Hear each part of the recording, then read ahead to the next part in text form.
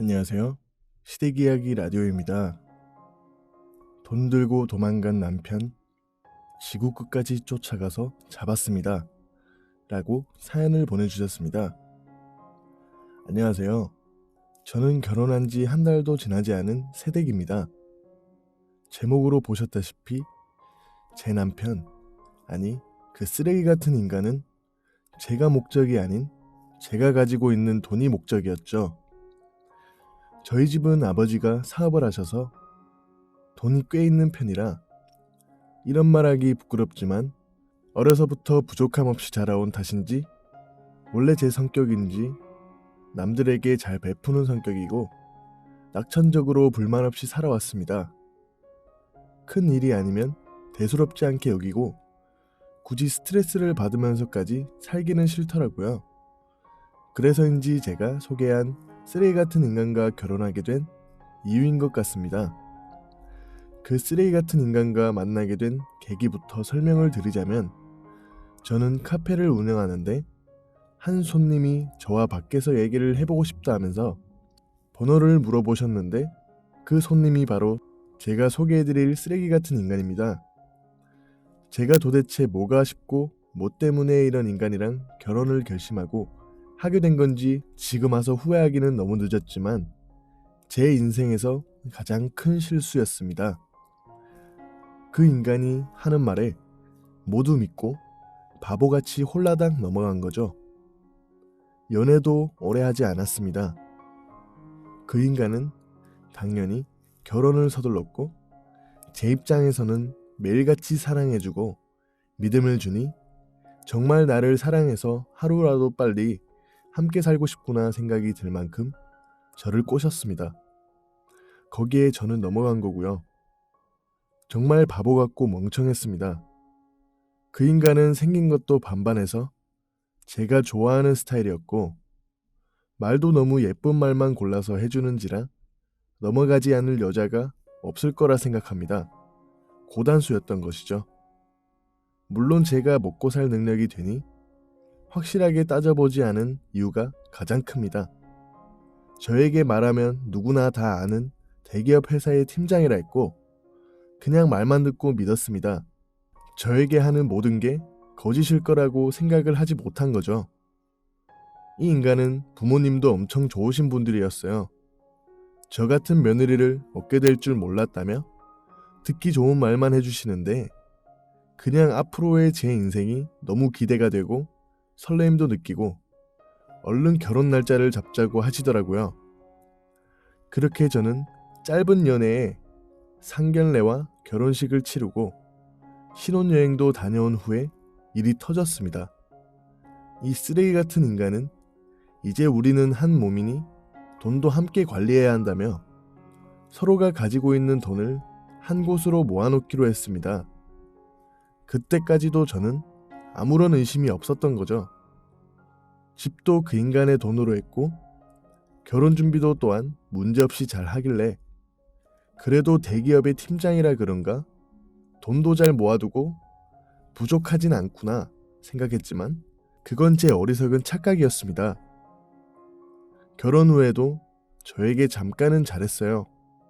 매일같이 저녁에 일찍 들어오면서 뭐 먹고 싶은지 물어보고 그걸 사와서 같이 먹고 쉬는 날에는 꼭 저와 함께 시간을 보내주고 제가 하고 싶었던 것들을 다 같이 하자며 저에게 맞춰주던 사람입니다. 저만 보면 설레고 안 보고 있으면 수도 없이 생각나서 회사에서 일도 제대로 못하겠다던 사람이었고 술 담배도 하지 않았으며 이 모든 것이 새빨간 거짓말이 아니었다면 저는 정말 평생을 행복하게 살 거라는 생각이 들 정도였습니다. 제가 바보죠. 그렇게 저 혼자 앞으로의 결혼 생활을 더욱 행복할 거라 생각했지만 이 쓰레기 같은 남자는 생활 패턴이 이상했어요. 회사를 다니면 출근 시간과 퇴근 시간이 있을 텐데 뭔가 게을러 보였고 출근 시간이 훌쩍 넘어 제가 깨운 적도 있습니다. 그렇게 깨서는 갑작스럽게 오늘 쉬는 날이라며 이것 때문에 쉰다, 저것 때문에 쉰다, 이상한 핑계를 대면서 불규칙적인 생활을 하더라고요. 그때부터 뭔가 이상했습니다. 여자의 촉이라는 게 있잖아요. 그래서 혼자 곰곰이 생각을 해봤죠.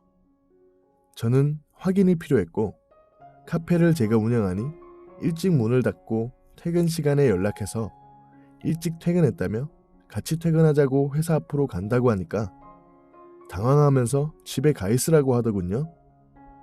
그래도 저는 꼭 같이 퇴근하겠다며 갔습니다. 어찌 된 게 이 인간은 회사 정문이 아닌 다른 곳에서 왔고 왜 그쪽에서 오냐고 물어보니 외근을 다녀오던 중이었다고 하는데 정말 수상했습니다. 그렇게 집으로 가서 아직까지 당신 명함도 못 받았다며 하나 달라고 했는데 그 인간은 명함이 다 떨어져서 다시 들어오면 하나 챙겨서 주겠다고 하는데 뭔가 제가 하는 말에 자꾸 핑계가 따라온다고 할까요? 그래서 다음 날은 출근 시간에 제가 같이 출근하자며 회사에 같이 갔다가 카페로 가겠다고 했지만 기어코 저를 카페까지 데려다주고 가더군요. 이 인간이 하는 행동 하나하나가 저를 피하려는 느낌이 들었습니다. 수상한 게 한두 가지가 아닌 거예요. 그렇게 의심을 하고 있던 찰나에 이 쓰레기 같은 인간은 제가 의심을 하고 있다는 걸 눈치를 챘는지 퇴근할 때까지 연락도 안 받고 집에 가보니 그 인간은 짐을 싸서 나가버렸더라고요. 내가 속았구나 생각하는데 돈을 모아둔 통장이 생각났고 제 돈과 집에 있던 귀중품들을 싹 다 가지고 도망간 거예요. 그 이후로도 계속 연락을 받지 않았고 저는 멘붕이 왔어요. 일주일을 찾아다니고 시부모님께도 연락을 드려봤지만 모른다고 해서 결국 저는 사람을 써서 찾아내야 했고 돈을 쓰니까 사람 찾는 건 순식간이더라고요. 그렇게 멀리 숨어서 살고 있는 그 쓰레기 같은 인간을 찾아서 경찰에 바로 넘겼고 그 인간은 또 다른 여자의 집에 들어가 살고 있더라고요. 그냥 돈과 여자에 미친 족제비였어요. 결혼한 뒤로도 일하고 다닌 게 아니라 여자를 꼬시고 다니는 인간이었고 여기저기 돈 떼먹고 다니고 저 말고도 한두 명이 아니더라고요. 정말 드라마나 영화에서 나올 법한 상황이 저에게 일어나서 정말 어이가 없고 기가 막혔습니다. 그렇게 저는 돈을 돌려받고 이혼을 하고 소송을 진행하여 콩밥을 먹였습니다. 저 말고도 여러 사람들이 신고를 하고 소송을 걸어놓은 상태라 이 인간의 죄가 무식하게도 많았어요. 살면서 이렇게까지 죄를 짓고 살 수 있구나 싶더라고요. 그렇게 이때까지 불만도 없고 피해도 받아보지 못하고 살아온 저는 한 방에 뒤통수를 맞았습니다. 거의 한 달 동안 멍하니 아무 생각도 안 나더라고요. 그 인간 부모님도 아들이 그렇게 몹쓸 짓하고 다니는 걸 모르셨던 것 같았고 충격을 먹으셨어요. 이제 남자는 믿지도 못할 뿐더러 완벽한 남자는 더욱 눈에 들어오지 않게 되었습니다. 사람에 대한 믿음과 결혼에 대한 제 환상을 완벽하게 깨버려준 쓰레기 같은 인간에게 무슨 마음을 먹어야 하는지도 모르겠네요 이제. 그냥 저는 친구나 만나면서 편하게 살려고 마음 먹었습니다. 저 좋다는 남자가 있더라도 못 믿을 것 같거든요. 그래도 그나마 다행이라고 생각되는 게 아이가 없다는 거예요. 아이를 가졌다면 얼마나 불쌍했을까요? 상상만 해도 끔찍하네요. 이제는 그래도 다 털어내고 다시 원래의 모습으로 돌아가려 하고 있습니다. 긍정적인 생각만 하고 즐겁게 살아보려고요. 전생에 제가 무슨 죄를 지었는지는 모르겠지만 제가 이런 시련을 다 겪어보게 될 줄은 꿈에도 몰랐네요. 그래도 대한민국의 쓰레기 같은 인간을 하나 줄였다는 게 속이 시원하기도 하답니다. 사랑을 하더라도 사람을 100% 믿는다는 건 역시 위험하다고 생각되네요. 많은 걸 느끼고 배울 수 있었던 경험이라고 생각하렵니다.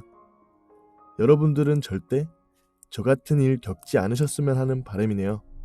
지금 옆에서 자신을 진심으로 사랑해주는 사람이 있다는 건 정말 축복인 것 같습니다. 아무런 조건 없이 자신을 사랑해주고 아껴주는 사람이 있다면 받지만 말고 베풀기도 하는 사람으로 살아갑시다. 대한민국 쓰레기 같은 인간들 죄다 콩밥 먹고 죄값 전부 다 치렀으면 좋겠네요. 제 사연 들어주셔서 감사해요. 다들 새해 복 많이 받으시고 행복하세요. 라고 사연을 보내주셨습니다. 언제나 행복하기만 할 수 없으니 이번에 액땜했다고 생각하셨으면 좋겠습니다. 앞으로는 좋은 일만 생기시길 바랄게요. 오늘도 사연을 보내주셔서 감사드리며 앞으로도 많은 사연으로 찾아뵙겠습니다. 구독과 좋아요는 큰 힘이 되며 시청해주셔서 감사드립니다.